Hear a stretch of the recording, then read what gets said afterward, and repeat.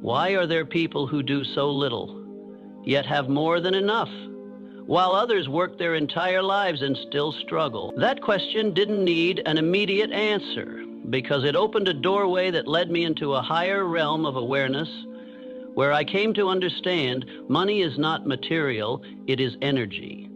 And when you truly grasp that money is energy, every outdated definition you once believed begins to collapse. Money doesn't come from the work you do, it comes from who you are when you do it.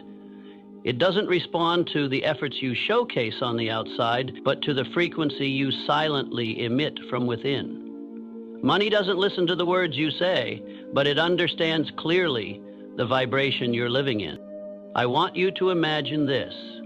If life is a piece of music, then money is a note that only resonates when you truly harmonize with the melody of abundance. It doesn't chase you. It doesn't hide from you. It is simply seeking someone who knows how to tune in. And if you're here reading these words, then perhaps, just as I once did, you are beginning to remember something ancient that your soul has always known, that prosperity is not a goal to achieve, but a state that has always existed within you. Like a flower doesn't need to learn how to bloom, because blooming is its nature.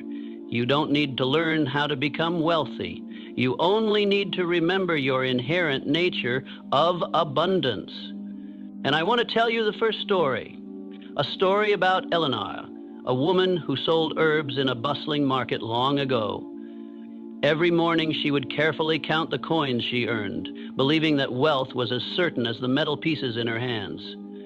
Until one morning, a mysterious traveler appeared and said, "I don't sell anything you can touch, but I sell everything you can imagine." That sentence struck Eleanor's consciousness like lightning. She began to see the coins in her hands no longer as tangible things, but as vessels containing an invisible current of energy. From that day on, her small shop didn't change in physical form, but within her, everything transformed. Her mind no longer fixated on lack, but began to resonate with abundance.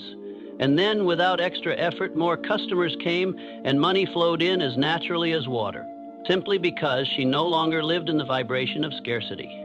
You know, I was once like Harold, a humble mailman with a modest salary. He had nothing you'd call wealth if you looked at his bank account. But in his soul, Harold lived as someone who already had enough.